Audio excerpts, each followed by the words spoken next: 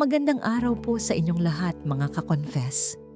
Isang mapagpalang araw na naman ang dumarating sa atin upang buksan ang ating mga puso at isipan sa isang kwentong magdadala ng halo-halong emosyon, ligaya at matinding pagsubok sa moralidad ng isang tao. Ang buhay nga naman ay puno ng mga hindi inaasahang liko, kung saan ang isang simpleng paghanga o paghahanap ng kalinga ay maaring mauwi sa isang mapanganib na ugnayan na pilit nating itinatago sa dilim ng gabi. Sa ating pagsasama ngayon, tatalakayin natin ang isang sitwasyong sumubok sa katapatan, tiwala at pagmamahal sa loob ng pamilya na tiyak na mag-iiwan sa inyo ng malaking palaisipan at aral tungkol sa mga desisyong ating pinipili. Paalala lang po, ang lahat ng kwentong maririnig ninyo ay pawang katang-isip lamang at ginawa para magbigay aliw at aral. Anumang pagkakatulad sa tunay na tao o pangyayari ay hindi sinasadya. Simulan na natin ang kwento. Dear Ate J, itago mo na lamang ako sa pangalang Clarice. Lumaki ako sa isang maayos at simpleng pamilya sa lungsod ng San Fernando, Pampanga, kung saan kilala ang aming mga kapitbahay sa pagiging malapit sa isa't isa tuwing may okasyon. Ang aking ina na si Elenita ay isang masipag na may bahay, habang ang aking amang si Gardo naman ay laging abala sa kanyang maliit na talyer sa tapat ng aming kalsada. Bilang panganay na anak, maaga akong namulat sa mga responsibilidad sa bahay, habang ang aking bunsong kapatid na si Franco ay walang inatupag kundi ang maglaro buong araw. Sa kabila ng simpleng buhay, palagi kong nararamdaman ang matinding kakulangan sa pansin at malalim na paggabay mula sa aking mga magulang. Isang maagang hapon, habang nag-aayos ako ng mga gamit sa sala, isang magarang pulang kotse ang huminto sa tapat ng aming gate na agad kong ipinagtaka. Isang matangkad, mabango at napakagwapong lalaki ang lumabas mula rito habang may bitbit na pasalubong para sa aming pamilya mula sa kanyang biyahe sa ibang bansa. Siya si Harris, ang matalik na kaibigan ng aking ina noong sila ay nag-aaral pa sa Universidad sa Maynila na matagal nang hindi nagpapakita sa amin. Ang kanyang ngiti ay may kakaibang lakas na agad, nagpabilis sa tibok ng aking puso sa hindi ko maipaliwanag na dahilan noong sandaling iyon. Agad na lumabas si Ina mula sa kusina upang salubungin si Harris, kasabay ang matalik kong kaibigan na si Bianca na nagkataong bumibisita sa aming bahay para magpatulong sa school project.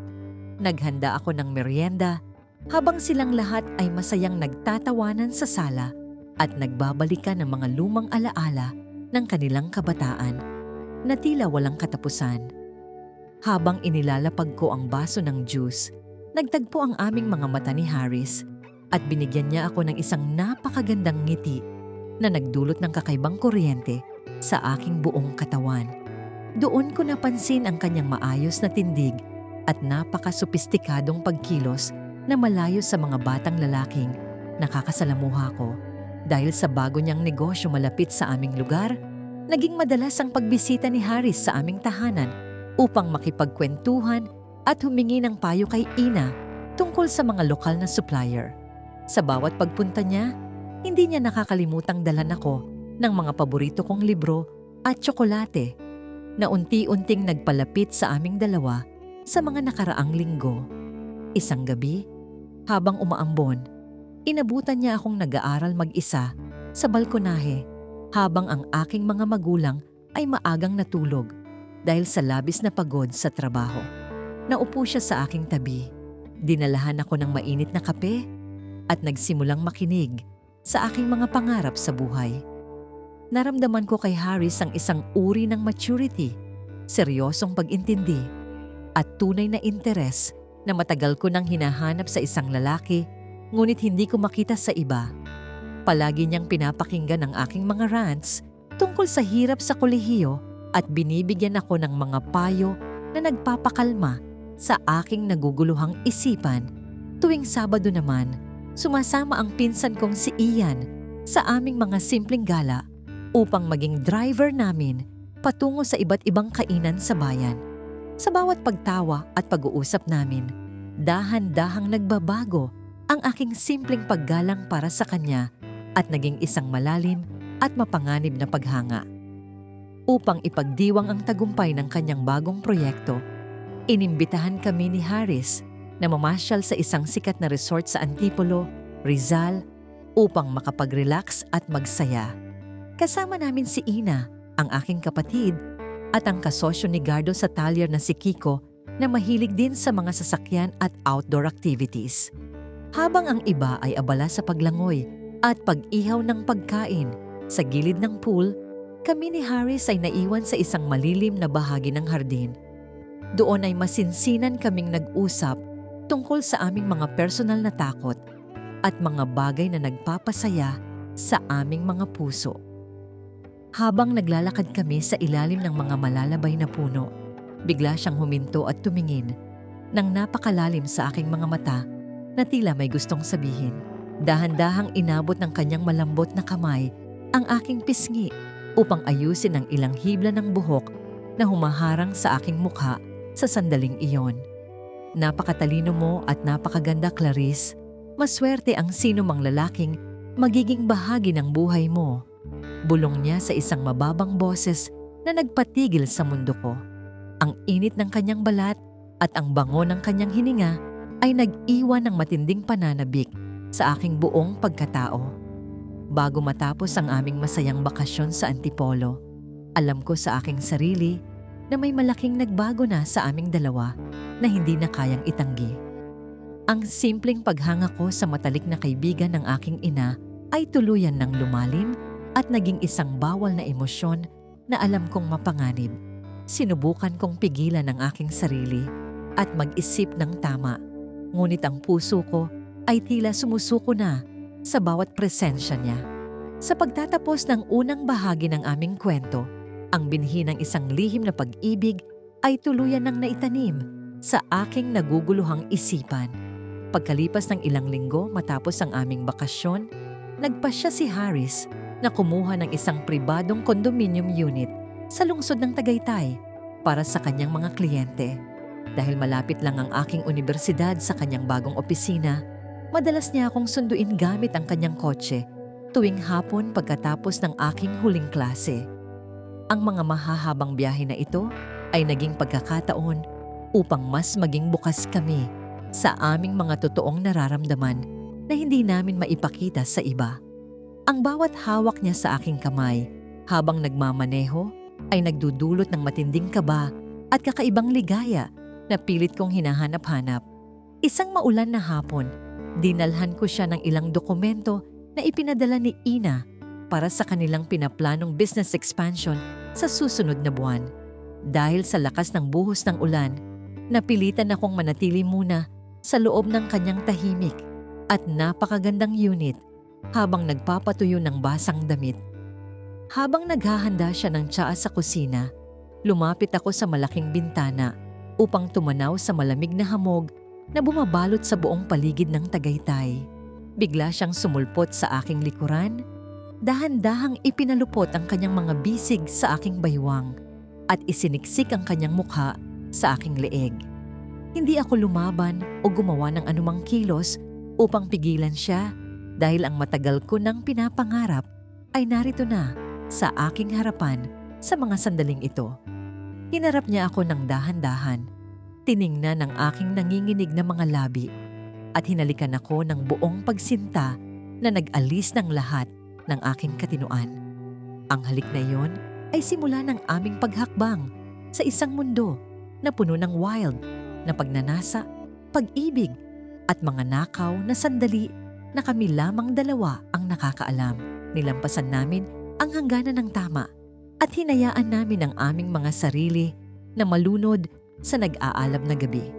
Naging regular ang aming mga patagong pagkikita sa kanyang kondo tuwing Huwebes at Biyernes, kung saan nagdadahilan ako sa aking mga magulang na mayroon kaming overnight sa bahay ni Bianca para sa thesis. Sa loob ng 4 na sulok ng silid na yon, malaya naming ipinapadama ang pag-ibig na bawal sa mata ng lipunan at ng aking sariling pamilya. Si Haris ang nagparamdam sa akin ng tunay na pag-aalaga ng isang mature na lalaki na handang ibigay ang lahat ng aking kailangan. Ngunit sa tuwing uuwi ako sa aming bahay sa Pampanga, palaging may matinding takot at konsensya na kumakain sa aking puso. Isang gabi, habang kumakain kami sa isang tago at sikat na restaurant sa Clark, Angeles City, bigla naming nakasalubong ang kaibigan ni Gardo na si Kiko. Kasama niya ang kanyang pamilya at agad silang lumapit sa aming lamesa upang bumati at magtanong kung bakit kaming dalawa lamang ang magkasama roon. Agad na nagdahilan si Harris na nakita niya ako sa terminal at napansin niyang gabi na kaya minabuti na niyang isabay ako at ilibre ng hapunan bago umuwi. Ang lamig ng aking pawis at ang mabilis na tibok ng aking puso ay sapat na paalala sa panganib. Bagamat naniwala si Kiko sa aming palusot, ang insidenteng iyon ay nagdala ng matinding praning sa aming dalawa ni Harris dahil alam naming kaunting pagkakamali lang ay sasabog ang lahat. Nagsimula na ring magtaka si Gardo kung bakit palagi akong may dalang mamahaling gamit at kung bakit tila madalas mawala ang aking focus sa pag-aaral. Dahil dito, nagpasya kaming bawasan muna ang aming mga pagkikita sa mga pampublikong lugar upang palamigin ang sitwasyon at maiwasan ang hinala ng aking pamilya. Ngunit ang distansya ay lalo lamang nagpapatindi sa aming pananabik na mayakap ang isa't isa. Upang makasama ako nang walang nag-iisip ng masama, nag-imbita si Harris ng isang weekend trip sa isang beach resort sa Subic, Zambales, kasama ang aking buong pamilya. Isinama rin namin si Ian at Franco upang mas maging mukhang family outing ang buong kaganapan at hindi maghinala si Elenita sa aming lihim na relasyon. Doon, sa ilalim ng init ng araw at sa ingay ng mga alon, nagagawa pa rin naming magnakaw ng mga mabilisang sulyap at hawak sa kamay tuwing abala ang lahat. Ang bawat sandali ay puno ng adrenaline at matinding kaba na tila ba kami ay naglalaro sa apoy. Isang huling gabi sa Subic, habang ang lahat ay mahimbing nang natutulog dahil sa pagod sa buong araw na paglangoy, dahan-dahan akong lumabas ng aming cottage patungo sa dalampasigan. Doon sa madilim na bahagi ng tabing dagat ay naghihintay na si Harris. Nakatayo habang nakatingin sa malawak na karagatan sa ilalim ng liwanag ng buwan. Lumapit ako sa kanya at walang salitang isinandal ang aking ulo sa kanyang dibdib habang mahigpit niya akong niyayakap ng buong pagmamahal. Sa pagtatapos ng kabanatang ito, ang aming lihim ay naging isang napakabigat na kadena sa aking puso. Ang aming pagbabalik mula sa Subic ay nagdala ng isang hindi maipaliwanag na bigat sa loob ng aming tahanan sa Pampanga, na tila ba may nagbabadyang unos na darating. Isang hapon, habang wala si Elenita, dahil pumunta sa isang binyag sa Karatigbayan, pumunta si Harris sa aming bahay upang ihatid ang ilang natirang gamit mula sa bakasyon. Hindi namin napansin na nakauwi na pala ang aking amang si Gardo mula sa kanyang talyer dahil maaga niyang tinapos ang paggawa sa isang kotse. Nahuli niya kaming magkayakap sa sala. Naglalapat ng mga halik na puno ng pagnanasa na hindi angkop sa magkaibigan. Ang galit na rumihistro sa mukha ng aking ama ay ang pinakatakot na bagay na nakita ko sa buong buhay ko, isang galit na nagpabagsak sa aming pamilya. Agad niyang sinugod si Harris at pinagsasuntok ito habang ako naman ay umiiyak na nakaluhod sa sahig at nagmamakaawa na itigil ang kaguluhan sa loob ng bahay. Dumating din ang aking kapatid na si Franco mula sa paaralan at lalong nag-iyakan ng lahat dahil sa takot sa nakikitang duguan at magulong eksena. Ang lahat ng lihim na aming pinagkaingatan ng maraming buwan ay naglaho at nawasak sa isang kisap mata lamang. Nang makarating si Ina sa bahay, matapos ibalita ng mga kapitbahay ang kaguluhan, ang aming sala ay tila isang korte kung saan ang bawat isa ay sugatan ng puso. Umiyak ng husto si Elenita, hindi makapaniwala na ang kanyang matalik na kaibigan mula sa kabataan at ang sarili niyang panganay na anak ay nagawang magtaksil sa kanya. Sinubukan ni Harris na ihingi ng tawad ang lahat. Inamin ang kanyang buong pagkakamali at sinabing handa siyang lumayo. Huwag lamang akong saktan ng aking mga magulang. Ang sakit at kabiguan sa mga mata ng aking ina ang naging pinakamahabang parusa para sa akin. Matapos ang madilim na araw na yon, nagpasya si Harris na tuluyan ng iwan ang kanyang negosyo sa Pampanga at lumipat sa lungsod ng Davao upang magsimula ng bagong buhay. Bago siya sumakay sa kanyang eroplano, nag-iwan siya ng isang huling sulat sa pamamagitan ng aking pinsan na si Ian upang humingi ng formal na pamamaalam. Sa kanyang sulat, sinabi niya na kahit kailan ay hindi niya pinagsisihan ang pag-ibig na aming pinagsaluhan, ngunit kailangan naming tanggapin na mali ang aming naging landas. Ang pagbasa ko sa kanyang mga huling salita ay nagdulot ng labis na iyak at pagsisisi. Ang mga sumunod na buwan ay naging isang mahabang panahon ng pagbawi, pagpapakumbaba at paghingi ng tawad sa aking pamilya na lubos kong nasaktan at binalewala. Si Bianca at ang aming pinsan ay naging malaking tulong upang magsilbing tulay sa muling pag-uusap namin ni Ina na matagal na hindi ako kinikibo sa loob ng bahay. Unti-unti, ang lamig at galit sa pagitan namin ng aking mga magulang ay napalitan ng dahan-dahang pag-unawa at muling pagbuo ng tiwala na aking sinira. Natutunan kong ang tunay na maturity ay ang pagtanggap sa mga bunga ng bawat maling desisyon na ating ginagawa. Sa aking mga gabi ng pag-iisa sa aking kwarto, madalas ko pa ring maalala ang mga nakaw na sandali na kami ay magkasama ni Harris sa Tagaytay. Ang mga alaala ng kanyang mga yakap, ang wild na pagnanasa at ang tamis ng kanyang pag-ibig ay mananatiling isang permanenteng marka sa aking makulay na nakaraan. Ngunit alam ko na ang buhay ay kailangang magpatuloy at ang mga pagkakamali ng kahapon ay dapat magsilbing gabay upang maging mas mabuting tao sa hinaharap.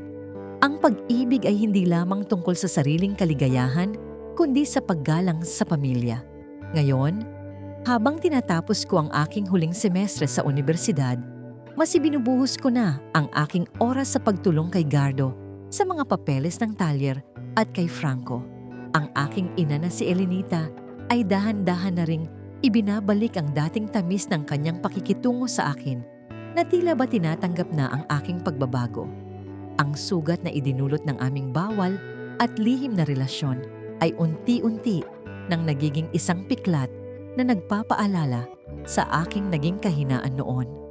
At sa bawat bagong umaga, alam kong mas matatag at mas matalino na ang isang Clarice na haharap sa mundo. At yan ang kwento ni Clarice, isang lihim na minsan ay mahirap itago, pero sa huli ay nagbigay ng aral at katotohanan sa kanyang puso. Mga ka-confess, dito na nagtatapos ang ating kwento. Maraming salamat sa inyong pakikinig at pagsama sa amin mula simula hanggang dulo. Sana ay may napulot kayong aral, inspirasyon, o kahit konting saya sa ating ibinahaging kwento ngayon. Kung nagustuhan ninyo ang kwentong ito, huwag kalimutang i-like, i-share, at higit sa lahat ay mag-subscribe dito sa aming YouTube channel na Tagalog Wild Confession para sa mas marami pang kwentong kapanapanabik, nakakakilig, at minsan ay nakakagulat. At huwag din kalimutang i-follow ang aming Facebook page na Tagalog Wild Confession para lagi kayong updated sa mga bagong uploads at kwentuhan. Hanggang sa susunod nating kwentong Tagalog Wild Confession, ingat kayo palagi, mga ka-confess,